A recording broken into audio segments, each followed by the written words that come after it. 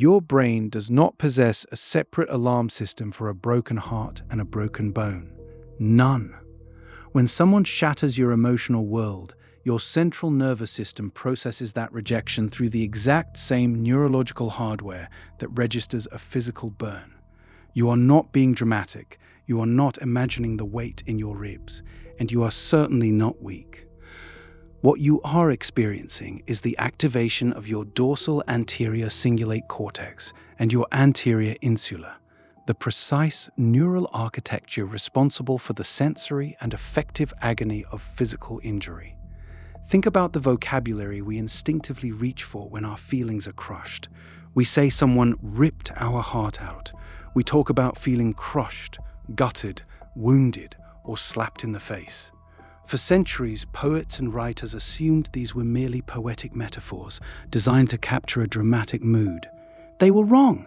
They were literally describing neurobiology without having the brain scanners to prove it. When you stub your toe against a heavy wooden table, two distinct things happen in your skull. First, your primary somatosensory cortex identifies where the damage occurred and how intense the impact was. That is the sensory component. But then, almost simultaneously, your dorsal anterior cingulate cortex fires up to tell you how much you hate it. That second part is the affective distress network, the biological alarm that screams that something is terribly wrong and demands immediate attention. In 2003, a neuroscientist named Dr. Naomi Eisenberger and her colleagues at the University of California, Los Angeles, put this exact mechanism to the test. They placed participants inside a functional magnetic resonance imaging scanner and had them play a simple virtual ball-tossing game called Cyberball. At first, the computer avatar tossed the ball fairly between the participant and two other players. But suddenly, without warning, the two other players stopped throwing the ball to the participant, tossing it only between themselves and completely excluding the subject. The participants were just lying in a scanner watching pixels on a screen. Nobody was touching them, no tissue was damaged. Yet, as the exclusion deepened, the brain scans showed an unmistakable sudden burst of activity in the dorsal anterior cingulate cortex, the exact same region that lights up when you place your hand on a scorching hot stove. The brain literally could not differentiate between social ostracism and bodily harm. If you are just realizing that your past heartbreaks were genuine physical injuries registered by your nervous system, take a second to subscribe and leave a comment about how this changes your perspective. When you engage with these specific neurobiological mechanisms, it signals to the platform that real human psychology matters, allowing this research to reach someone currently struggling with an ache they cannot explain, while helping this channel continue to decode the hidden wiring behind human emotion. Now, why would evolution design something so cruel? Why wire social rejection to real physical pain? Imagine our ancestors wandering the Pleistocene savanna hundreds of thousands of years ago. In that environment, physical injury was dangerous, but social isolation was an instant death sentence. If you were cast out of the tribe, you had no warmth, no collective defense against predators, and no shared food. You died. Your brain had to develop a survival mechanism so unbearable, so immediately terrifying, that you would do anything to avoid being separated from your group. Physical pain kept you away from cliffs and fire. Social pain kept you inside the tribe. To save precious biological resources, evolution did not build an entirely new neural network from scratch for social rejection. It simply hijacked the existing physical pain circuit. Your heartbreak hurts because your prehistoric biology believes you are freezing to death alone in the wilderness. It gets even more intense. For years, scientists believed the overlap between social and physical pain was limited to the emotional distress component. But in 2011, Dr. Ethan Kross and his team at the University of Michigan pushed the boundary further. They recruited people who had experienced an unwanted romantic breakup within the previous 6 months. Inside the functional neuroimaging scanner, these heartbroken individuals were shown photographs of their ex-partners and asked to recall the exact moment of rejection. Then, during the same scan, they were subjected to a thermal stimulation device on their left forearm that delivered a painfully hot sensation. The results shocked the neuroscience community. Looking at a picture of the person who broke your heart did not just trigger the dorsal anterior cingulate cortex, it illuminated the secondary somatosensory cortex and the dorsal posterior insula. These are the regions responsible for sensory representation, the areas that tell your conscious mind what physical agony feels like in your actual flesh. Heartbreak does not just mimic pain, it is pain. Have you ever wondered why that pain settles so viciously in the center of your chest? Why does deep emotional loss create an actual, suffocating pressure behind your sternum? That physical sensation is mediated by the vagus nerve, the massive cranial superhighway connecting your brainstem directly to your heart, lungs, and gut. When your anterior cingulate cortex fires during severe emotional distress, it sends an emergency cascade down the vagus nerve.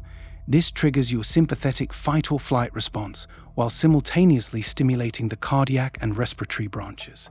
Your heart rate variability plunges, your bronchial airways constrict, the muscles lining your gastrointestinal tract spasm. You feel a literal physical clenching around your heart. Your chest feels tight because the muscles are contracting under a flood of stress hormones like cortisol and adrenaline. In extreme cases, this neurochemical deluge can stun the lower chamber of the heart into temporary paralysis, a medically recognized condition known as Takotsubo cardiomyopathy, or broken heart syndrome. Your mind is not inventing the ache. Your body is physically living the trauma. So how do you work with this biology instead of being crushed by it? First, utilize somatic vagal braking. Because your brain is treating emotional separation as an immediate bodily crisis, trying to talk yourself out of heartbreak using pure logic rarely works. The cortex is offline, the autonomic alarm is blaring. You have to speak the language of the nervous system to shut off the alarm. The fastest way to force the vagus nerve to release its grip on your chest is the physiological sigh. Take 2 quick inhales through your nose, 1 deep breath followed immediately by a sharp top-off inhale, and then let out a long, slow exhale through your mouth. Doing this for 2 minutes rapidly recalibrates your carbon dioxide levels, drops your heart rate, and tells the anterior insula that your organism is not under imminent physical attack. Second, deploy precise emotional labeling to recruit the prefrontal cortex. When you feel a wave of heartache, your instinct is often to say, "I am dying," or "I cannot survive this."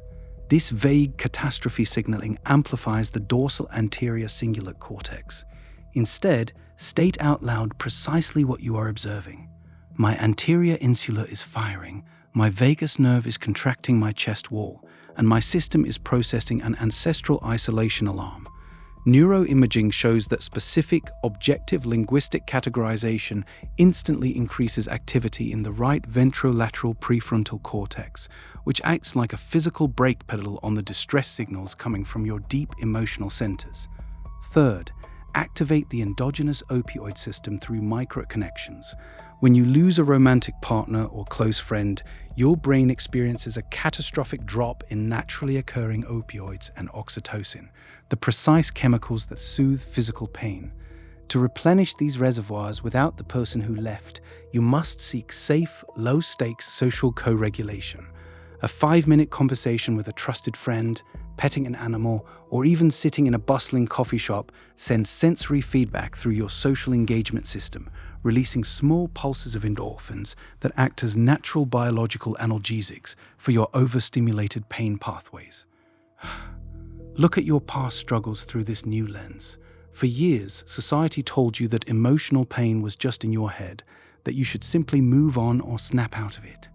You probably judged yourself for being unable to function after a major loss, wondering why you felt physically sick, exhausted, and bruised.